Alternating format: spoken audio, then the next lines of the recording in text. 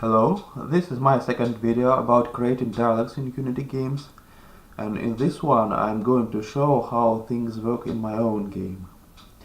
Since the idea is the same, I use fungus asset and call fungus flowcharts programmatically.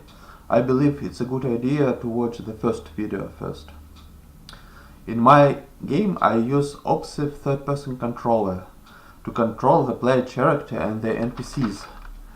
So everyone who already has or is thinking about having Opsive third-person controller in their project may find some useful information.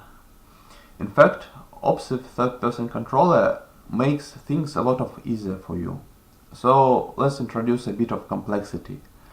You want to create not only simple dialogues, we want to create an interaction with a musical instrument. In my game, it is the piano.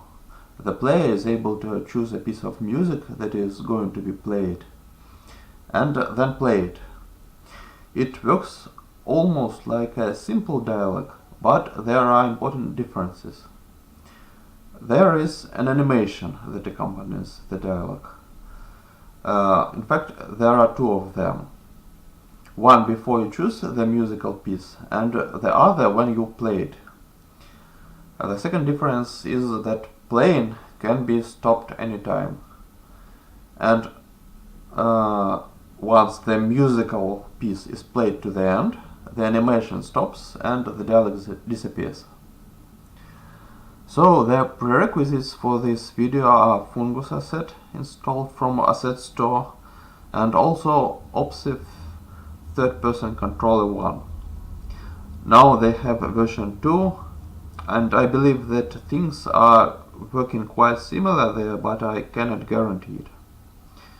So in Opsive third-person controller 1, the character has a list of abilities. Let's look here. Here are our abilities. And you can create your own abilities, or you can use those abilities that are provided out of the box. And among those that are provided out of the box, there is an interact ability. Here we have one interact ability, the other, and the third one. What's the difference? The difference is animation that accompanies this interaction. Animation is defined by state name. It's the name of the animation in the state machine. This one has play piano animation, for example, and this one has no animation at all. Which one is selected in the runtime?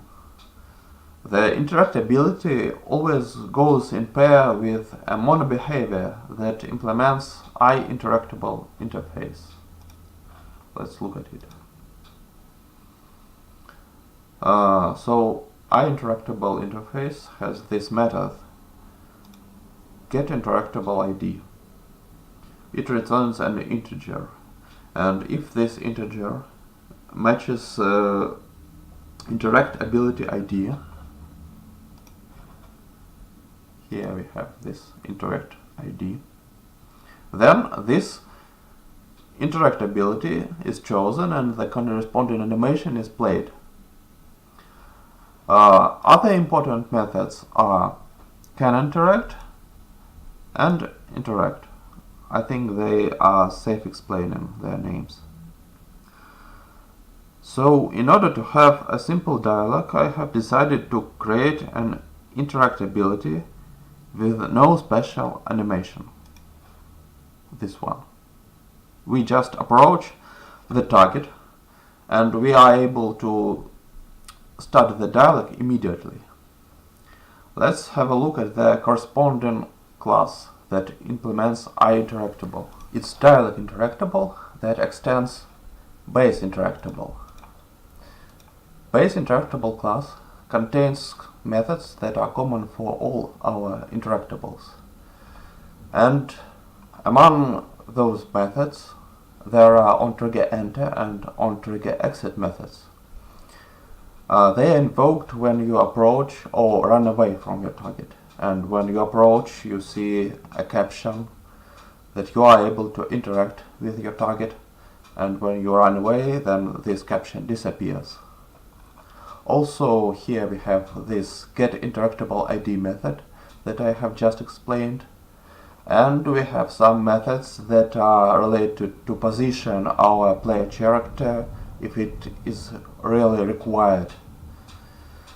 So in Dialog Interactable we have methods and fields that are special for dialog interaction. First of all, we can see that we have this reference to flowchart or the flowchart name. They are mutually exclusive, so if you use flowchart, there is no need for flowchart name, and if you use flowchart name, there is no need for flowchart.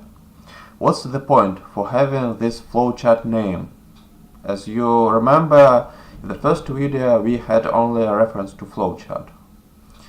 The point of having flowchart name is the situation where our flowchart and our object that has this dialog interactable script attached to it, they are in different scenes. For example, in our project, here we have a scene seamless farm. We have a piano and we have a dialog interactable attached to the dialog object, and it references a flowchart piano from another scene, and we cannot do this. Yes, we can only reference it by name. So what else we have here? We have canInteract method. It has a complex Boolean expression, and in human readable language that means we can interact when the dialog is not in progress already. If some other dialog is in progress, then we don't start a new one. We can interact if we have a flowchart attached to the object. And we can interact when we are not in criminal mode. Criminal mode is a special concept for my game. It means that instead of normal interaction, you do some criminal things like lockpicking or pickpocketing. And in interact method, we have basically the same logic that we had in the first video.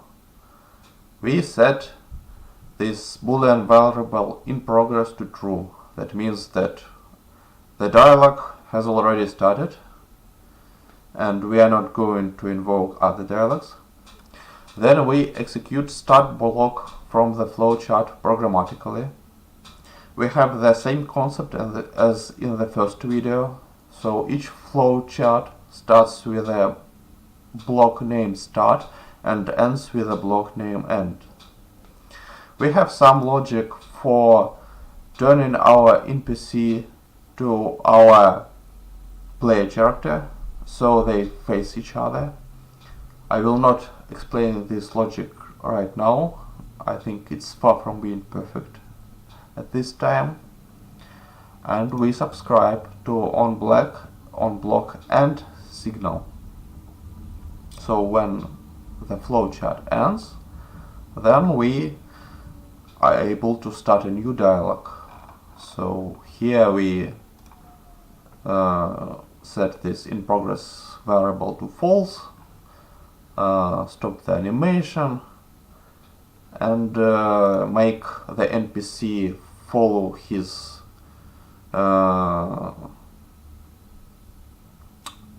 way that he used to follow before we started the dialogue.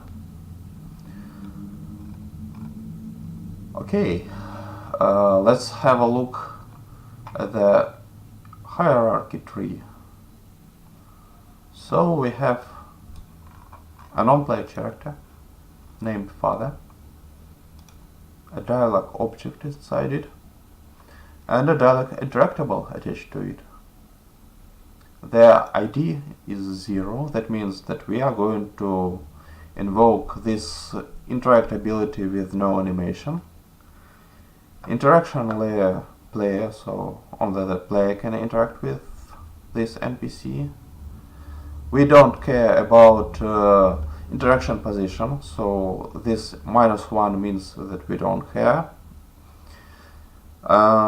And we should turn our NPC to our player character, so this flag is checked. And we have a reference to the flowchart. Let's test how this works.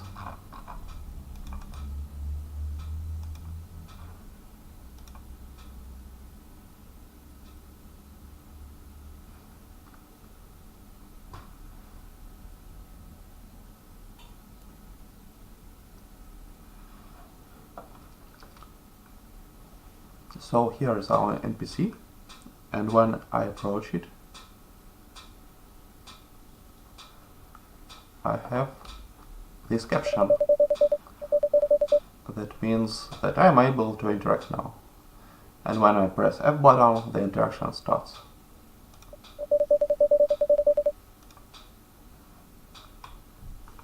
And when I'm far away from my NPC, this caption disappears and I can no longer interact. That's it about simple dialogues. In order to have play the piano interaction, another ability is created. Let's have a look at it. So this ability has another interaction ID too, and has this base state name called play piano. Let's have a look at it in the animator window. So this state corresponds to this ability. The animation here is just the animation of sitting human. So the player character approaches the piano, sits down, and then the dialog is opened in order to choose the musical piece that is going to be played. And after that, we switch to another state. Here it is, play chosen music. It looks like, yes, this human is pressing some keys. And we have transitions from play piano to play chosen music, and from play chosen music to play piano. For that we use a simple Boolean condition, music chosen. So when it's set to true, we switch to playing animation. When it's switched to false, we switch to sitting animation. What else here?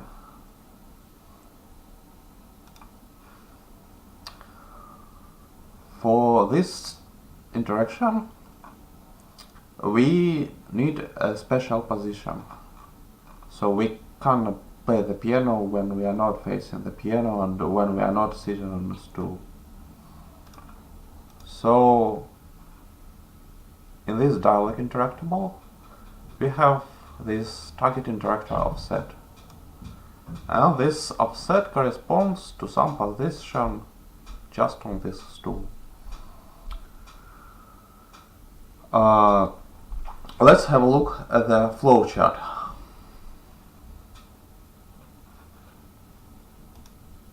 So in the flowchart window, we use the same convention. It starts with the block start and ends with the block end. And we show a menu of musical pieces that we are able to play.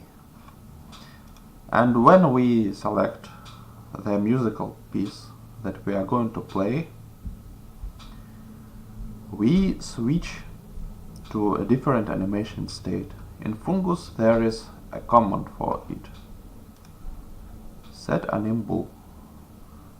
We fill those fields, animate with our play character.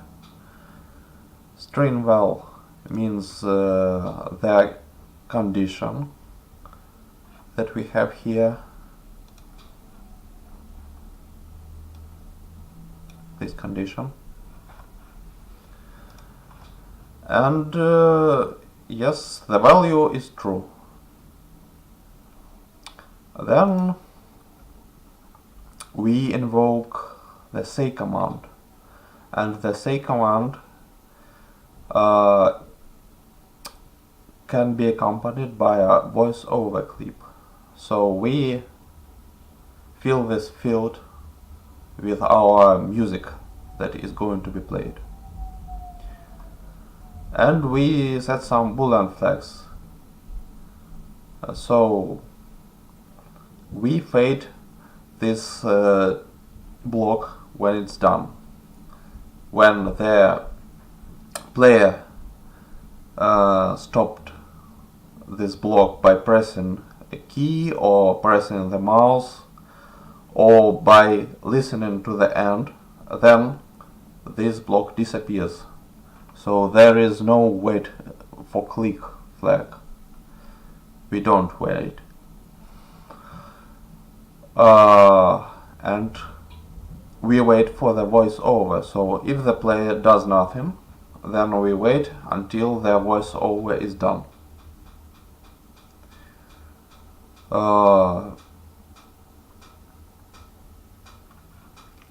That's basically it. And when we finish this dialog, we reset our boolean condition and we switch to the normal state, its movement. Yes. So let's have a look at what we have again in the hierarchy tree. We have a piano with a dialog object attached to it. The dialog interactable script has a corresponding ID 2. The flowchart name is filled because we are not able to reference the flowchart directly. Yes, and that's it. Let's try to test it.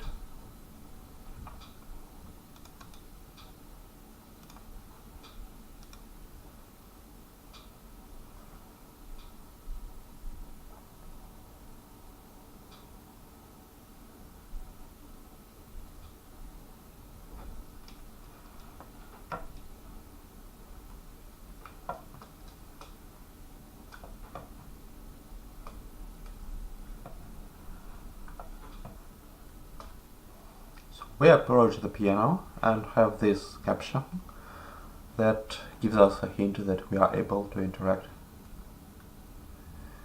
We sit and invoke the fungus dialog, where we can choose the musical piece that is going to be played, and when we select it, then it's played.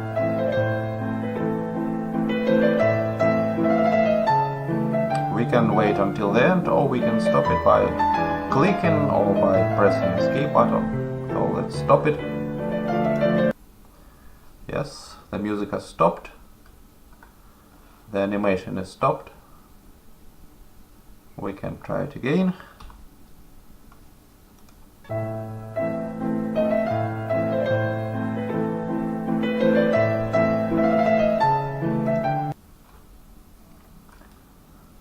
Thank you for watching this video.